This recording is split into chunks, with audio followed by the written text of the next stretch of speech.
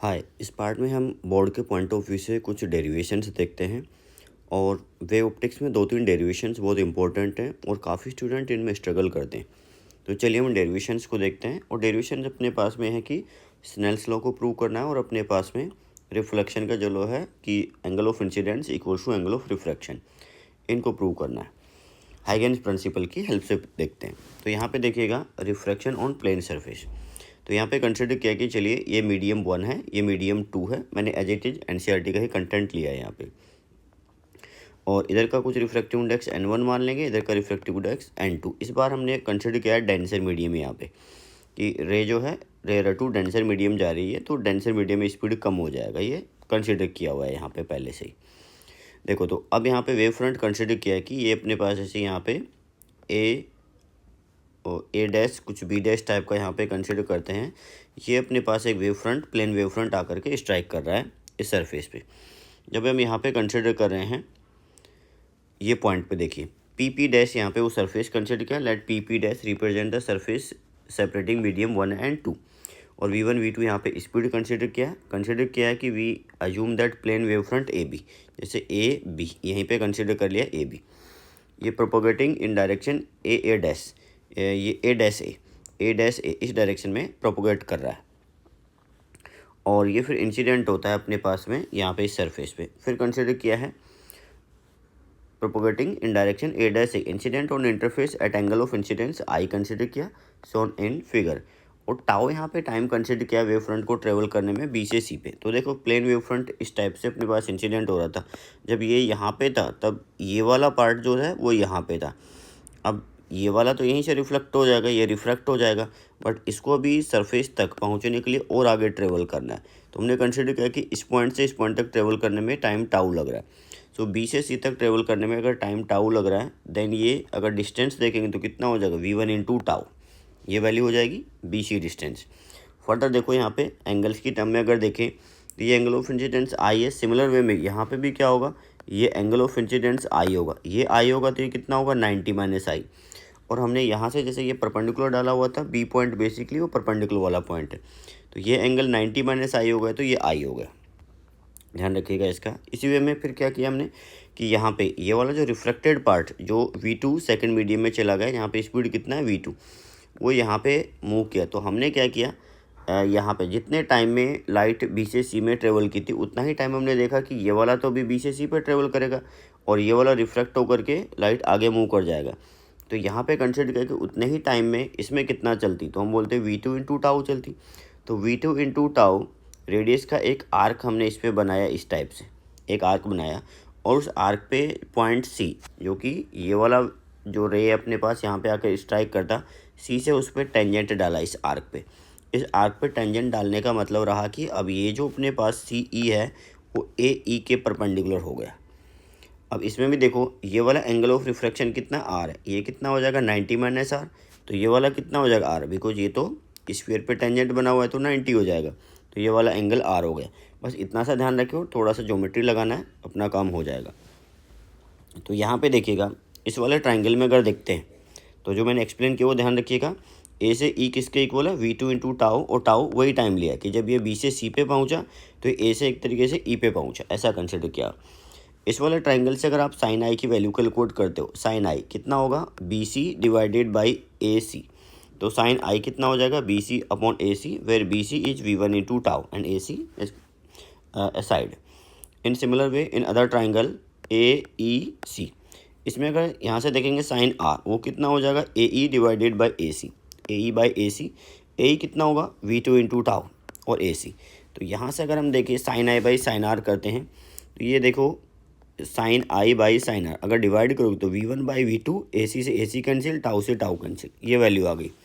तो ये अपने पास में sine I by sine R equal to V1 by V2, ये स्नेल्स लॉ है। बट जनरली हम इसको रिफ्रैक्टिव इंडेक्स की टर्म में देखते हैं। अच्छा, यहाँ पे उस चीज़ को भी प्रूव किया है कि ये कंसिडर किया अपने पास में कि डेंसर मीडियम में जा रहा था, डेंसर मीडियम में जा रहा है, तो ये जो वैल्यू अपने पास V2 लेस है, यहाँ पे अगर देखें तो V1 बाई V2 रेशो वो ग्रेटर देन 1 है।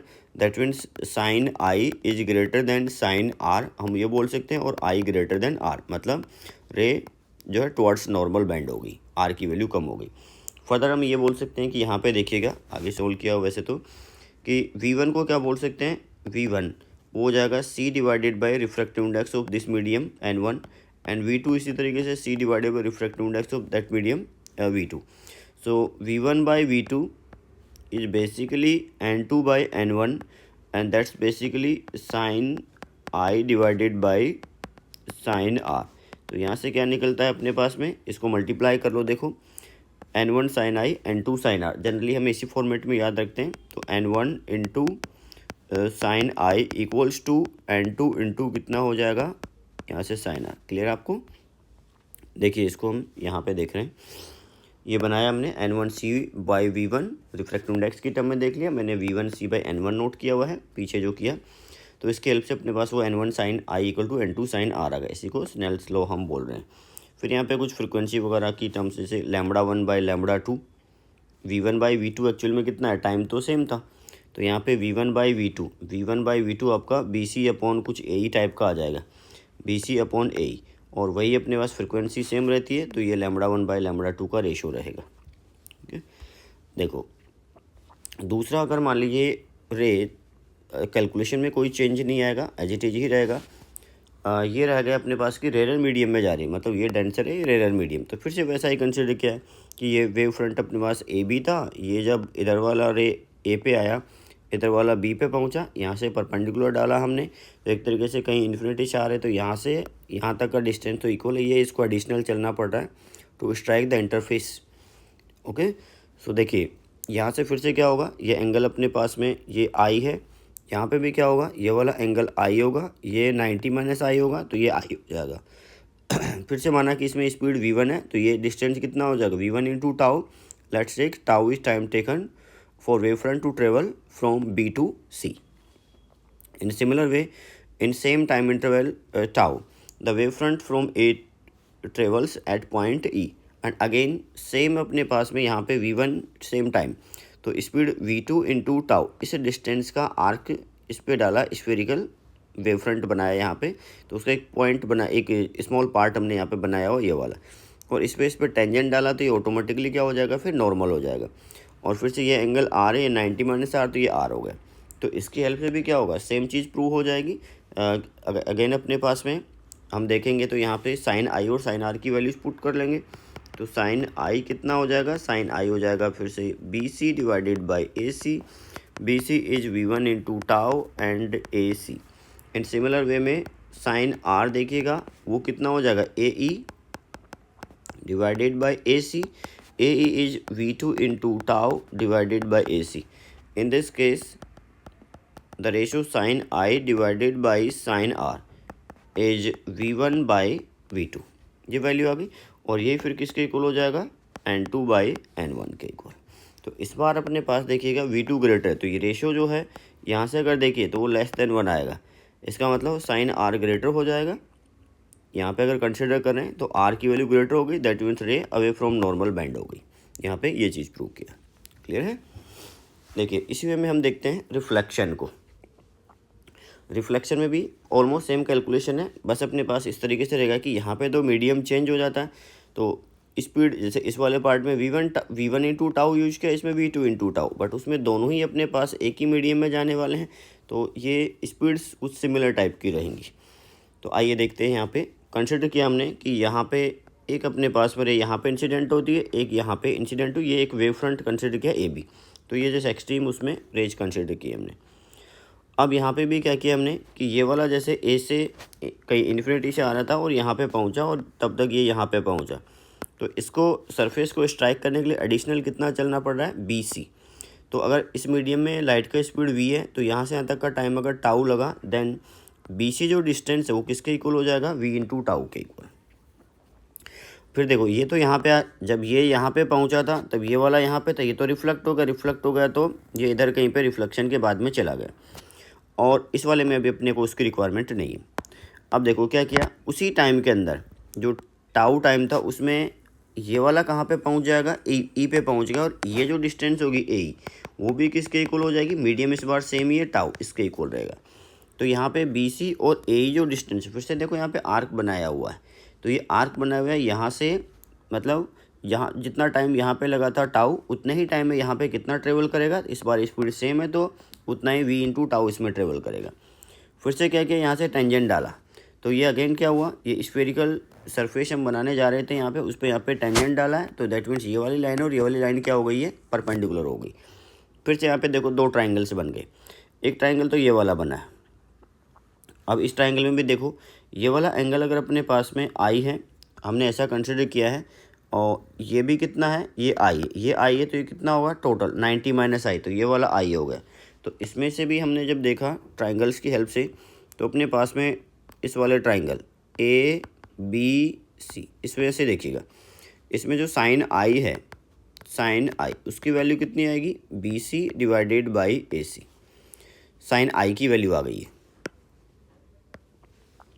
साइन आई। और इसी तो यहाँ से जैसे बी सी इसकी वैल्यू कितनी हो जाएगी, ए सी इंटू साइन आई। और दूसरे ट्राइंगल अगर यूज कर रहे हैं हम ए ई सी, यहाँ से देखो अब ये एंगल हमने आर कंसिडर किया, ये आई है ये आर है, ये आर होगा तो ये कितना होगा 90 माइनस आर होगा, ये 90 माइनस आर होगा, तो इस ट्राइंगल भी ये 90 माइनस आर, ये 90, तो ये कितना बचा आर। तो यहाँ से साइन आर की वैल्यू अगर कैलकुलेट करेंगे हम, देन देखिएगा sine r will be A E divided by A C. तो यहाँ से जो ए ई है उसकी वैल्यू कितनी हो जाएगी, ए सी इंटू साइन आर, यहाँ पे है साइन आर। देखो अब फर्दर क्या रहा, फर्दर अपने पास यहाँ पे है कि ए ई और बी सी तो अपने पास इक्वल है, तो बी सी और ए ई की वैल्यू अगर ये इक्वल वैल्यूज हैं, देन देखिए यहाँ से, चलो इधर सोल्व कर देता हूँ मैं इनको।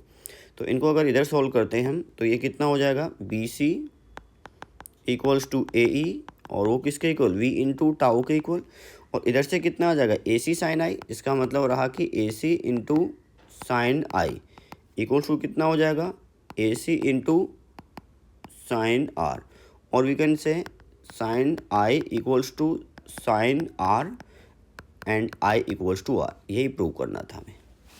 देखिए तो उसका कैलकुलेशन के लिए मैंने इधर और एक दूसरा डायग्राम बनाया, पर दूसरी कोई रिक्वायरमेंट नहीं, मैं एनसीईआरटी को फॉलो कर लें, इसमें ट्राइंगल्स की थोड़ा ज्योमेट्री हम बता दें तो अपना काम हो जाएगा।